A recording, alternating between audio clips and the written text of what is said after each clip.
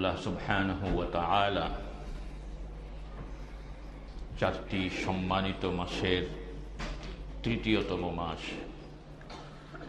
এবং Islamic calendar হিজরি সনের প্রথম মাস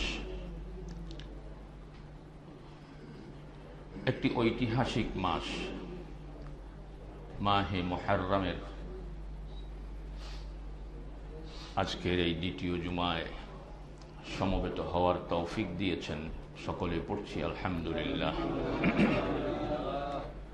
দরুদ ও সালাম পেশ করছি সাইয়্যিদিনা মুহাম্মদুর রাসূলুল্লাহ সাল্লাল্লাহু আলাইহি ওয়াসাল্লামের প্রতি।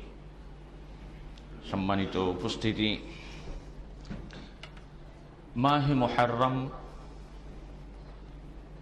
এর আজকে 12 তারিখ, 1445 হিজরি সনের পরিসমাপ্তি ঘটেছে।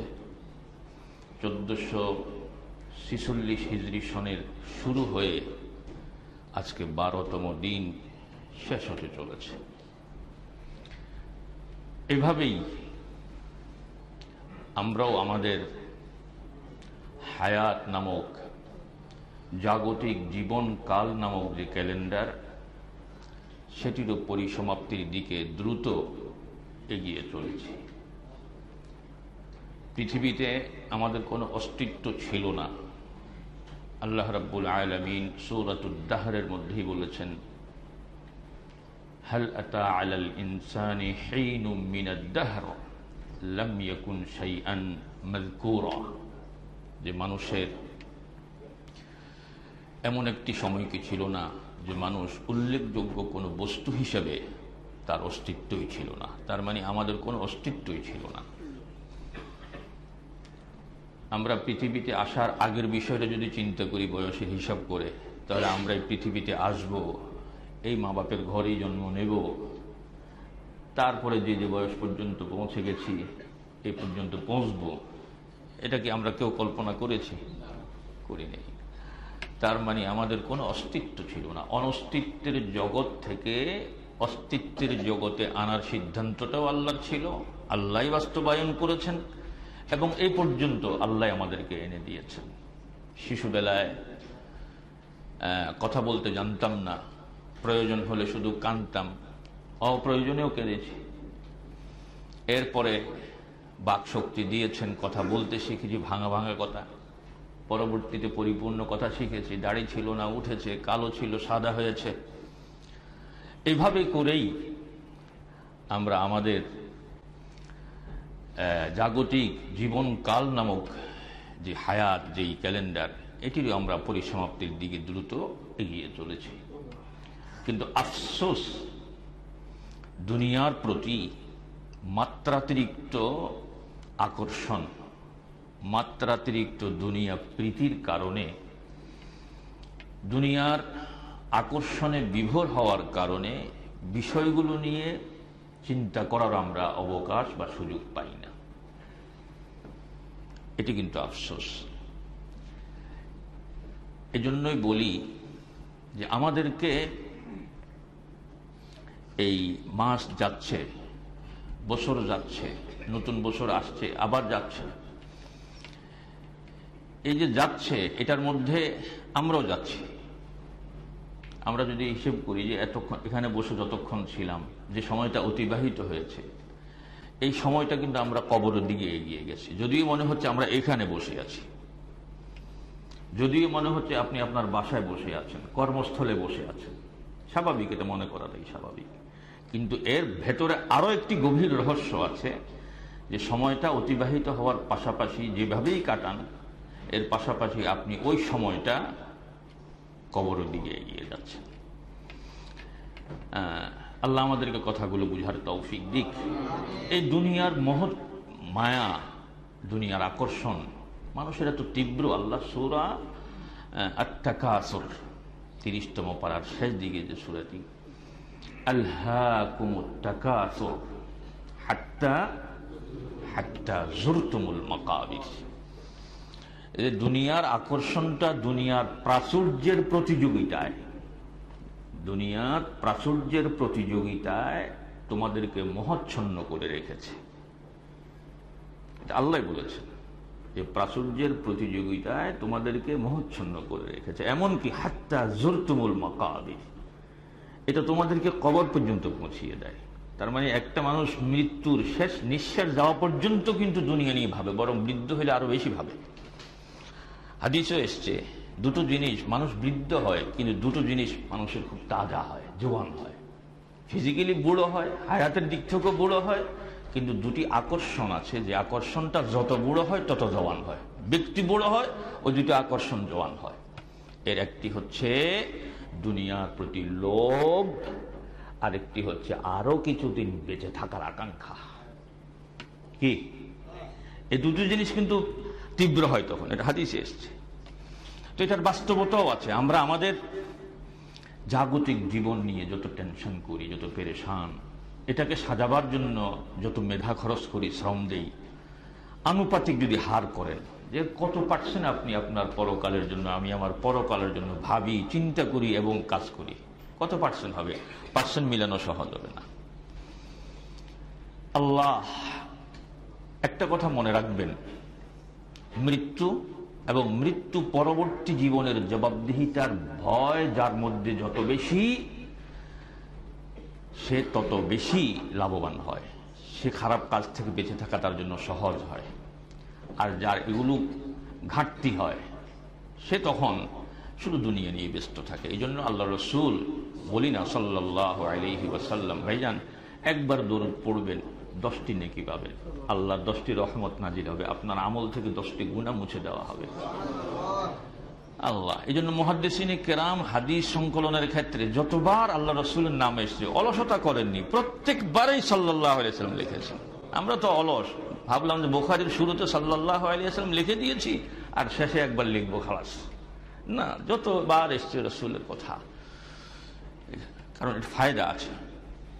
যেটা বলতেছিলাম যে আমাদের জাগতিক জীবনের প্রতি আকর্ষণটা এত বেশি হয়েছে যে এটাকে মনে করছি যে এটা চিরস্থায়ী। আমাদের চালচলন কিন্তু তাই বলে, যদিও উপর দিয়ে মাঝে মধ্যে বলি ইমানের কারণে মাঝে মধ্যে মুখ থেকে আসেও, কিন্তু আমাদের লেনদেন, দুনিয়া সাজানোর ব্যস্ততা ইত্যাদিতে বোঝা যাচ্ছে যে আমরা মনে করি কি এটা চিরস্থায়ী, এটা কখনো শেষ হবে না।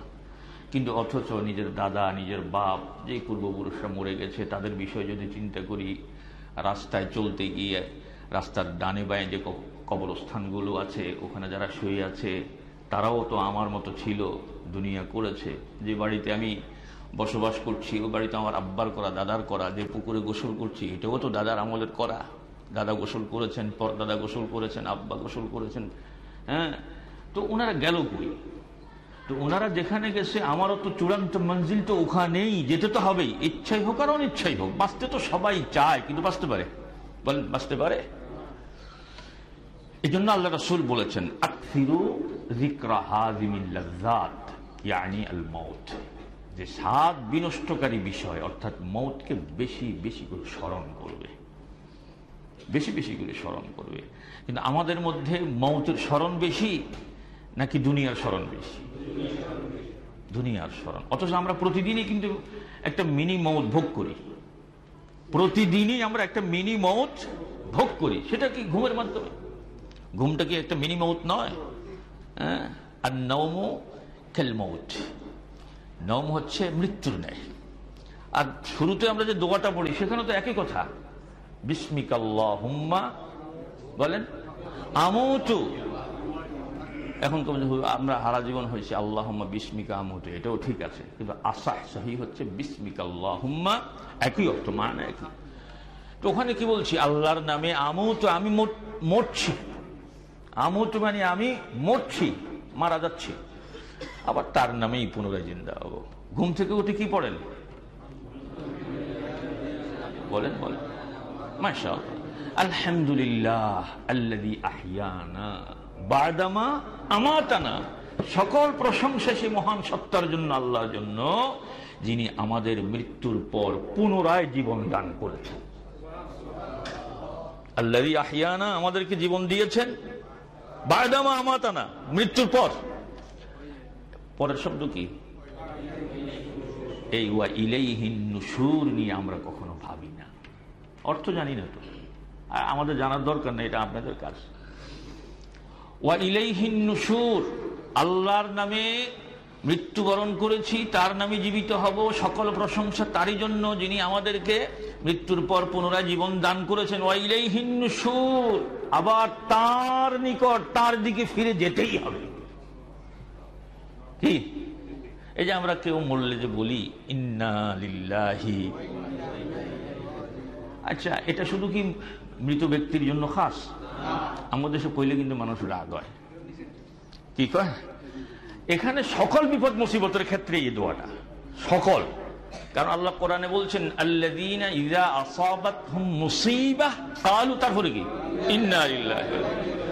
তাহলে আপনার বিপদ ছোট হোক বড় হোক, হ্যাঁ, যখনই মানসিক টেনশন হবে তখন ইন্না লিল্লাহি ওয়া ইন্না ইলাইহি রাজিউন। কিন্তু এটারে খাস করে মওতের জন্য বানাইছে, এই জন্য কারো সামনে জেতা মানুষের ব্যাপারে যে ইন্না লিল্লাহ বলবো যে তুই কি মরে গেছে, ওই যে না বুঝার কারণে আর কি। হ্যাঁ, ওখানে কি বলি ইন্না লিল্লাহ, নিশ্চয়ই আমরা আল্লাহর জন্য, ওয়া ইন্না ইলাইহি রাজিউন, এবং তার দিকেই আমরা ফিরে যাব। তাহলে এই যে ওয়া ইলাইহিন নুশুর, তারপরে ওয়া ইলাইহি রাজিউন, কোরআনে অনেক জায়গায় এসেছে সুম্মা ইলাইহি তুরজাউন, আবার তার দিকে ফিরে যেতে হবে। এই যে আবার তার দিকে ফিরে যেতে হবে, এই চেতনা, এই ভয় আমরা কয়জনে লালন করি বলেন? বলেন বলেন, ফিরে যেতেই হবে, এটা ধ্রুব সত্য। সন্দেহ করলে কুফর হবে, আর সন্দেহকারী কাফের হবে। কি আমরা আমানতু বিল্লাহি ওয়া মালাইকাতিহি ওয়া কুতুবিহি ওয়া রুসুলিহি ওয়াল ইয়াউমিল আখির ওয়াল কদরি খাইরিহি ওয়া শাররিহি, তারপরে কি বলি? তার মানে আমাদের সবকিছু আল্লাহর পক্ষ থেকে, মিনাল্লাহ, আর আমরা সবাই আল্লাহর জন্য, লিল্লাহ, ঠিক না? এবং ফিরে যেতে হবে আল্লাহর কাছে, ওয়া ইলাইহিন নুশুর। আল্লাহর কাছে যখন যাব, আমার জাগতিক জীবনের সকল কর্মকাণ্ডের চুলছেরা হিসাব তার কাছে দিতে আমরা বাধ্য। কি কোনো কিছু গোপন রাখা যাবে তো? কি করেন রাত্রের গোপনে অন্ধকারে আপনি যা যা করছেন, একা একা করছেন, কেউ দেখেনি। হ্যাঁ, আধুনিক প্রযুক্তি যে সিসি ক্যামেরা এই এলাকায় সেটাও নাই। একথা চিন্তা করে আপনি মনে মনে বেজায় খুশি যে আমি একা একা করছি, কেউ দেখেনি। আল্লাহ থেকে বাঁচতে পারবেন? মানুষ মিথ্যা কথা কইতে কইতে এমন অভ্যস্ত, কিয়ামতেও কিন্তু সে আশ্রয় নেওয়ার চেষ্টা করবে। এটা কিন্তু কোরআনের বক্তব্য আছে, চেষ্টা করবে। দুনিয়াতে তো পার পাইছি, আজকে একটা লাস্ট চান্স, গোল্ডেন চান্স, যদি লাগিয়া যায় একটা মিথ্যা কথা কইয়া যদি পার পেয়ে যাই, অসুবিধা কি? পারবে? চেষ্টা করার পরে কি হবে? আল ইয়াউমা নাখতিমু আলা আফওয়াহিহিম, হ্যাঁ, আল ইয়াউমা নাখতিমু আলা আফওয়াহিহিম, আজকের দিনে তোমার এই যে দুই ঠোঁট, এটার উপরে সিল মেরে দিলাম। তার মানে কি? বন্ধ, সুপারগুলো লাগাই দিলাম। ওয়া তুকাল্লিমুনা আইদিহিম, এটি এমন একটি ভয়াবহ দিন, তুমি মিথ্যার আশ্রয় নিবে, কিন্তু তোমার হাত কথা বলবে। এই হাত দিয়ে কি কি কাজ করেছো তোমার গোটা লাইফে, তুমি বলা লাগবে না তো, তোমার তো মুখ বন্ধই করে দিছি, কিন্তু হাত সেদিন বলবে এই হাত দিয়ে কয়জনকে আঘাত করেছেন, এই হাত দিয়ে অন্যায়ভাবে কাকে কি করেছেন না করেছেন, এই হাত দিয়ে গুনাহের কাজ কি করেছেন, সব সেদিন হাত কথা বলবে। পারবে না তো? কি কর, অবিশ্বাস্য কথা, হাত আবার কথা কয় কেমনে? কিন্তু আল্লাহ যখন হুকুম করবেন, আর আপনিও তো কথা বলতে পারতেন না যদি আল্লাহ হুকুম না করতেন। যে বোবা যারা কথা বলতে পারেন তাদেরকে দেখেন না যে আল্লাহ তাকে বাক শক্তি দেয়নি বিধে পারে না, আমাকে দিয়েছে বলে পাচ্ছি। সে আল্লাহ যখন হাতকে বলবেন কথা বলো, পারবে না তো নাকি? ওয়া তুকাল্লিমুনা আইদিহিম ওয়া তাশহাদু আরজুলুহুম, তাদের পাওগুলো সেদিন সাক্ষী দেবে। এই পাওটা কোন কাজে ব্যবহার করেছেন, অন্যায়ভাবে কাকে কত ক্ষিপ্র গতিকে দৌড়াইছেন, দৌড়তে বাধ্য করেছেন, কি করেছেন না করেছেন। আপনি যতই অস্বীকার করবেন, সেদিন যখন পাও সাক্ষী দেওয়া শুরু করবে, বাঁচতে পারবেন? এরপরে কি অতাসাদু আরজুলুহুম বিমা কানু ইয়াকসিবুন, সে যা উপার্জন করেছে তার এই লাইফে সবটাই সেদিন প্রকাশিত হয়ে যাবে। এই যে ইলাইহিন নুশুর, এরপরে আরো একটি কথা আছে। আরো একদিন বলেছিলাম যে বান্দার আমলনামা রেকর্ড কয়েক স্তরে হয়, বাঁচার উপায় নেই। সিসি ক্যামেরা আবিষ্কারের দ্বারা এটা বোঝাটা সহজ হয়েছে, হয়তো এটা আবিষ্কার না হইলে বুঝতে একটু কষ্ট হইত। সূরা বনী ইসরাঈল 15তম পারার শুরু থেকে যে সূরাটা শুরু হয়েছে, এই 15তম পারার 2য় পৃষ্ঠায় আছে ওয়াকুল্লা ইনসানিন আলজামনাহু তাইরাহু ফি উনুকিহি। প্রত্যেক ওয়াকুল্লা ইনসান, এখানে নবীকেও বাদ দেওয়া হয়নি, নবীর দুশমনকেও বাদ দেওয়া হয়নি, হয়েছে? ক্ষমতাসীনকেও বাদ দেওয়া হয়নি, আর ক্ষমতার বাইরে যারা আছে তাদেরকেও বাদ দেওয়া হয়নি। ওয়াকুল্লা ইনসানিন আলজামনাহু তাইরাহু ফি উনুকিহি, প্রত্যেক মানুষের গলদেশে একটি হার ঝুলিয়ে দেওয়া হয়েছে, আমলনামার হার। এটাকে আধুনিক সিসি ক্যামেরার আলোকে বলা যায় যে প্রত্যেক মানুষের গলদেশে তার গোটা লাইফের গতিবিধি, আচরণ, সবকিছুর সচিত্র প্রতিবেদন তৈরি করার জন্য একটি অদৃশ্য ছোট্ট সিসি ক্যামেরা আল্লাহ পাক প্রত্যেক মানুষের গলদেশে ঝুলিয়ে রেখেছে। মানুষ দেখতে পাচ্ছে না, যদি দেখতে পেত যে মানুষ আরো সালাক তো সালাক, আরো মেড ইন বাংলাদেশ, কি কন সিসি ক্যামেরা লাগাইছে সুরতুন বাইজবিল্লাহ সোসো সিসি ক্যামেরা এতে কায়দা করি এর ভিতরে বোরকা ফরাই দেয়, বোরকা ফরাই দিয়ে কাম করি আর দেয়া যায় না, আছে না এরকম? হ্যাঁ, তো আল্লাহ পাক একটা অদৃশ্য সিসি ক্যামেরা ঝুলিয়ে দিয়েছেন। যা কিছু করছেন একাই কি সম্মিলিত, গোপনে, প্রকাশ্যে, রাত্রি কিংবা দিনে, যা করছেন আপনি তো বেজায় খুশি যে কেউ দেখছে না, কিন্তু আপনার ওই সিসি ক্যামেরাতে রেকর্ড হয়ে যাচ্ছে। ওয়ানুখরিজু লাহু ইয়াউমাল কিয়ামাতি কিতাবা, কিয়ামতে তার জন্য একটি কিতাব উন্মুক্ত করা হবে। একটি কিতাব এখানে কিতাব বলতে মূলত ওই সিসি ক্যামেরার যেই রেকর্ড, মেমোরি, রাইট, এই মেমোরি এটা উন্মুক্ত করা হবে। ওয়ানুখরিজু লাহু ইয়াউমাল কিয়ামাতি কিতাবা ইয়ালকাহু মানশুরা। দুনিয়ার মেমোরি কার্ড তো খুললা এরপরে আবার মোবাইলের মধ্যে বা কম্পিউটারের মধ্যে বা বেশি ফিউটারের মধ্যে দিয়া তারপরে ওপেন করলে দেখা যায়। আল্লাহ কোন তোরে এত কষ্ট করে বলে আমি দিতাম না, এটা তুই নিজে উন্মুক্ত দেখতে পাবি। ইয়ালকাহু মানশুরা, উন্মুক্ত দেখতে পাবে, হ্যাঁ, চালু অবস্থায়। তখন বান্দাকে বলা হবে ইকরা কিতাবাক, তুমি তোমার এই আমলনামার মেমোরিটা একটু পড়ে দেখো, এই সচিত্র প্রতিবেদনটা এখানে আছে, দেখো। হ্যাঁ, তুমি নিজেই হিসাব করতে পারবে। তুমি তো মনে মনে ভাবছো আমি দাড়ি রাখছি, টুপি মাথায় দেই, তাহাজ্জুদ পড়ি, ভালো, এগুলো এখানে আছে, পাবে, কোনোটা কিছু ডিলিট করা হয়নি। পাশাপাশি এগুলোর পর পাশাপাশি আরো যত বান্দরামি করেছো সবটাই এখানে আছে। তালতো বোন বাড়িতে বেড়াইতে আইছে, পানি ফেঁকে মারছো মজাক করিয়া, মাও দেখে নাই, মনে মনে ভাবতে পাইসা গেছি, বাপে দেখে নাই, ইজ্জত বাড়ছে। কিন্তু ওইটা যখন খোলা হবে তখন দেখা যায় গোপনে যে পানি একটু ছিটকে দিয়েছে ওইটাও আসে, ওইটা আছে ওখানে। হ্যাঁ, এই সূরার আরেক জায়গায় বলছে এগুলো যখন দেখবে, দেখার পরে বান্দা অবাক হবে, অবাক হয়ে বলবে মালি হাযাল কিতাব, মালি হাযাল কিতাব, মালি হাযাল কিতাব, একে আশ্চর্যজনক কিতাব, লা ইউগাদিরু সাগীরাতান ওয়ালা কাবীরাতান ইল্লা আহসাহা। এই কি আশ্চর্যজনক কিতাব, ক্ষুদ্রাতি ক্ষুদ্র কোন বিষয়, এমনকি বৃহৎ কোন বিষয় তো হিসাবের বাহিরে রাখা হয়নি, সবটাই তো কাউন্ট করা হয়েছে।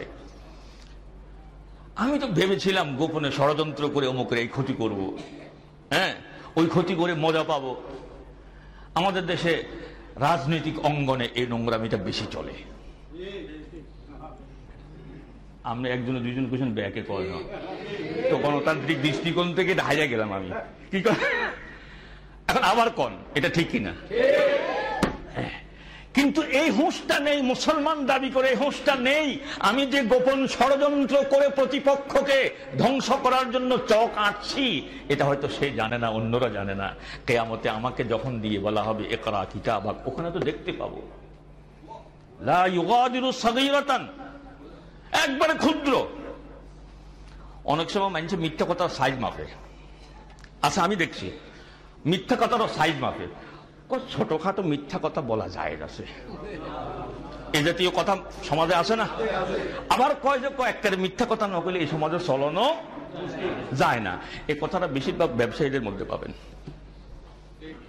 তো আমি এতে মিথ্যা কথার ওজন মাপের কোনটা বড় কোনটা ছোট। আর বেটা মিথ্যা তো মিথ্যা, পায়খানা তো পায়খানা, উপরেরটা নিচেরটা কই লাভ কি? হ্যাঁ, আশ্চর্য হবে, লা ইউগাদিরু সাগীরাতান ওয়ালা কাবীরাতান ইল্লা আহসাহা ওয়া ওয়াজাদু মা আমিলু হাযিরা ওয়ালা ইয়াযলিমু রাব্বুকা আহাদা। আল্লাহ কারো প্রতি সামান্যতম জুলুম। এই যে ভয় কথাটা আনছি এই জন্য যে আল্লাহর কাছে ফিরে যেতে হবে, এটা বিশ্বাস করি, না বিশ্বাস করলে কুফর হবে, অবিশ্বাসকারী কাফের হবে। কিন্তু আমাদের মধ্যে সেই চেতনা, সেই ঈমান অনুযায়ী আমল করা কি আছে বলেন? আমরা এমন ভাবে চলছি, একদিন মরতে হবে, আল্লাহর কাছে দাঁড়াতে হবে, এই চিন্তা করে দুনিয়ার জীবন আমরা অনেকেই আমগো পাল্লাটা ভারী, আমাদের পাল্লা বুঝিনি। না হলে আল্লাহর কাছে ফিরে যেতে হবে। আমার সকল কথা রেকর্ড হচ্ছে। আমি যে পেছনে সমালোচনা করছি নেতিবাচক, এটাও তো রেকর্ড হচ্ছে, কিয়ামতে তো দেখানো হবে। উনি কথা কোরআন এবং সুন্নাহর দলিল দিয়ে বলছেন, আমি উনাকে সমাজে পচাবার জন্য নেতিবাচক কথা ছড়াইয়া দিলাম, এটাও তো উঠবে না? উঠবে না? না, উনি কোনো ভিন্ন তরিকার মুরিদ হওয়ার কারণে উনারটা হবে না। কিছুদিন আগে এক ভণ্ড পীরের আলোচনা শুনছি, মাঝে মধ্যে হুনন লাগে, নতুন আমরা কোনো কমু কেমনে কি কর হে কয় যে কোন পীরের মুরিদ, মানে উনার পীরের মুরিদকে সরাসরি মালাকুল মউত এসে জান কবজ করতে পারবে না। আগে নাকি মালাকুল মউত আজরাইল যে কই, উনি নাকি উনার পীরের কাছ থেকে অনুমতি নিবে। পীর সাহেব, আপনার অমুক এলাকার অমুক বাড়ির অমুক মুরিদের জান কবজ করতে আইছে, এখন আপনি কি আমাকে অনুমতি দিবেন? অনুমতি দিলে নাকি তারপরে নিতে পারবে, আপনি তো পারবেন না। এই মিয়া গার্বিত তো কোত্তা লম্বা গা, দাঁড়িয়েও কিন্তু সাইজ ছোট হইত না। এখন এটা কি ঈমান বিধ্বংসী কথা না? কথা কয় না? তা বলতেছিলাম, যদি আল্লাহর ভয় থাকতো ন্যূনতম, যে আমার সব রেকর্ড হচ্ছে, কিয়ামতে জবাবদিহি করতে হবে, আমার হাত সাক্ষী দেবে, পাও সাক্ষী দেবে, হাত কথা বলবে, এই যে বাস্তব সত্য কথা, এটাকে বিশ্বাস করলে কি করে লোক নেতিবাচক খারাপ কাজে জড়িত হয় আমার বুঝে আসে না। কথাটা বুঝে আসছে ভাইজান? আল্লাহ হেদায়েত দিক, আল্লাহ হেদায়েত দিক। এরপরে একটা কথা বলি, সেটা হলো আল্লাহ পাক তার সৃষ্টি খুব নিখুঁত। আল্লাহ পাকের সৃষ্টি কি একদম নিখুঁত। এর মধ্যে সামান্যতমকে যদি কয়েক কোটি ভাগে যোগ করেন, সামান্যতমকে যদি কয়েক কোটি ভাগ করেন, তারপরেও কি কোনো খুঁত খুঁজে পাওয়া? এটা কিন্তু আল্লাহ রাব্বুল ইজ্জত ওয়াল জালাল ১৫০০ বছর পূর্বে চ্যালেঞ্জিং ভাষায় বলে দিয়েছেন। সূরা মুলক খুলেন, সূরা মুলকের শুরুতেই আল্লাহ পাক বলে দিয়েছেন, মা তারা ফি খালকির রহমানি মিন তাফাউত। দয়াময় আল্লাহর সৃষ্টিতে তুমি কোনো খুঁত দেখিতে পাইবে না। এরপরে কি করে জানেন? ফারজিল বাসার, আবার দৃষ্টি দাও তো। প্রথমে হয়তো একটু ভুল হইতেও পারে, আমরা অনেক সময় অনেক কিছু চেক করতে গেলে কই না, একবার দেখছো আরেকবার দেখ, আরো একবার দেখ, বারবার দেখ, বলি কিনা? আল্লাহ ফারজিল বাসার, তুমি তোমার দৃষ্টিকে আবার ফেরাও তো।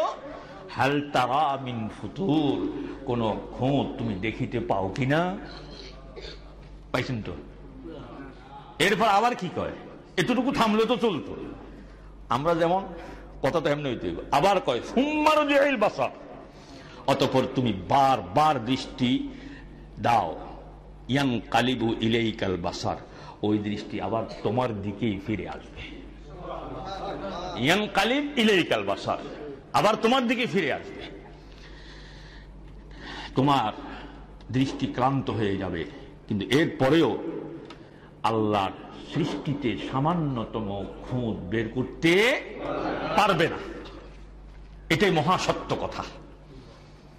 এই যে আসমান জমিন কিভাবে ব্যালেন্স করে তিনি সৃষ্টি করেছেন, মনে পড়ে গেল একটি কথা। বট গাছের তলায় এক মজনুন শুয়ে আছে। তো শুয়ে শুয়ে সে মনের ভিতরে কল্পনা করছে, মা তারাফি খালকের রহমান মিন তাফাউত যে কইছে, আল্লাহর সৃষ্টিতে কোনো খুঁত ত্রুটি দেখতে পাবে না। ত্রুটি ধরা খাদ্য আছে কার? আল্লাহর। কিন্তু আমার কাছে একটু বুঝতে যেন কেমন বেশ কম হচ্ছে। লাউ গাছ, লতা গাছ, লাউ ধরে কত বড়, কুমড়া গাছ, লতা গাছ, ফলটা ধরে কত বড়, তারপরে নারিকেলের আলোকে নারিকেল ধরে।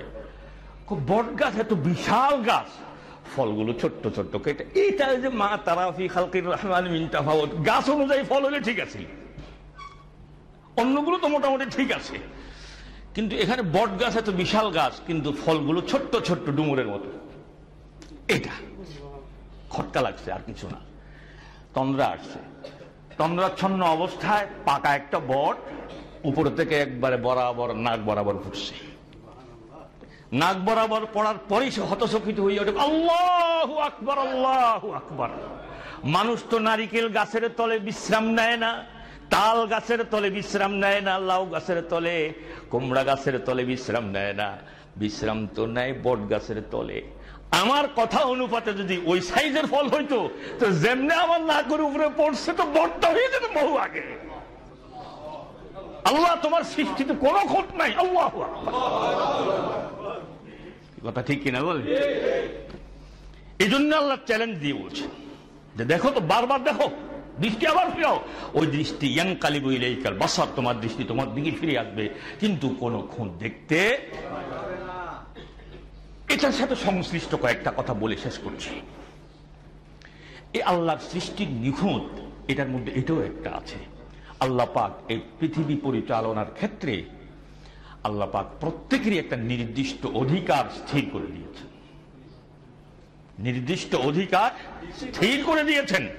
বাপের প্রতি সন্তানের অধিকার, সন্তানের প্রতি বাপের অধিকার, রক্তের সম্পর্কীয় আত্মীয়তার সাথে আত্মীয়তার অধিকার, আর যারা অরক্তীয় সম্পর্ক তাদের অধিকার, প্রতিবেশীর অধিকার, রাষ্ট্রে যারা চালায় তাদের অধিকার জনগণের পক্ষ থেকে, আর তাদের কাছে জনগণের অধিকার।